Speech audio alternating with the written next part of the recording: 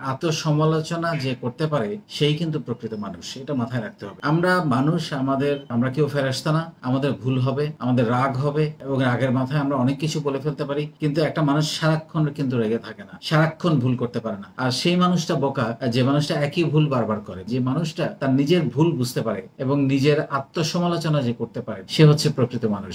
যেমন আপনি উদ্যোক্তা হতে চান। আপনার কি দুর্বলতা বা আছে সেটা আপনি একটু আত্মসমালোচনা। আপনার হয়তো ইংরেজিতে দুর্বলতা আছে, আইটি স্কিলসে কিছু দুর্বলতা আছে, বাংলায় কথা বলায় কিছু দুর্বলতা আছে। তারপরে আপনি হয়তো ডিজিটাল মার্কেটিংটা একটু জানেন না। এরকম আরো যেসব লিডারশিপে আপনার কিছু দুর্বলতা থাকতে পারে। আপনি হয়তো মানুষের সঙ্গে খোলা মনে কথা বলতে পারেন না। পজিটিভিটির কোনো ব্যাপারে মানে এমনও হতে পারে যে আপনার মধ্যে কিছু নেগেটিভিটি কাজ করে। চট করে কারো বিরুদ্ধে হঠাৎ করে একটা কমেন্ট করে ফেলেন কোনো কিছু ভাবা চিন্তা ছাড়া। সন্দেহ প্রবণতাটা প্রচন্ড ভাবে কাজ করে। এই জিনিসগুলো থেকে কিন্তু নিজের সঙ্গে আপনি যখন কথা বলবেন আপনি বের হয়ে আসতে পারবেন এবং এটা বের হয়ে আসা খুবই জরুরি। কারণ আলটিমেটলি আমরা উদ্যোক্তা হই, আমরা একজন ভালো মানুষ হই, আমরা একজন বড় চাকরিজীবী হই, দক্ষ মানুষ হই, সফল মানুষ হই, যেটাই হতে চাই না কেন, by the end of the day আমাদের কিন্তু সবকিছুর মূল অর্থটা হচ্ছে ভালো থাকা। আর ভালো থাকতে হলে আপনাকে নিজের সমালোচনা করতে হবে। কারণ হচ্ছে যে আপনি যদি মনে করেন আমার সব ঠিক আছে, এটাই হচ্ছে প্রথম ভুল। একটা মানুষের কখনো সব ঠিক থাকতে পারে না।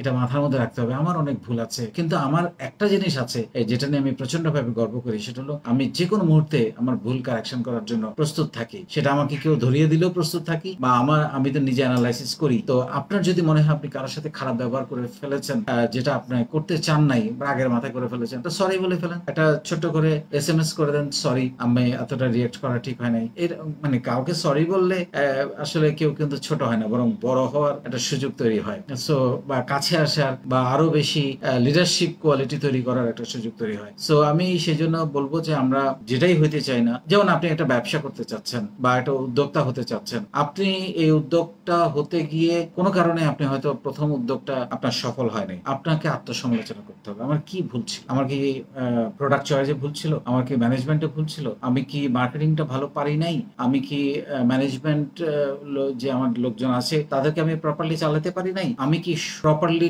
টাইম দেই নাই, ডেডিকেটেড টাইম দেই নাই যে টাইমটা আমার দেওয়া উচিত ছিল?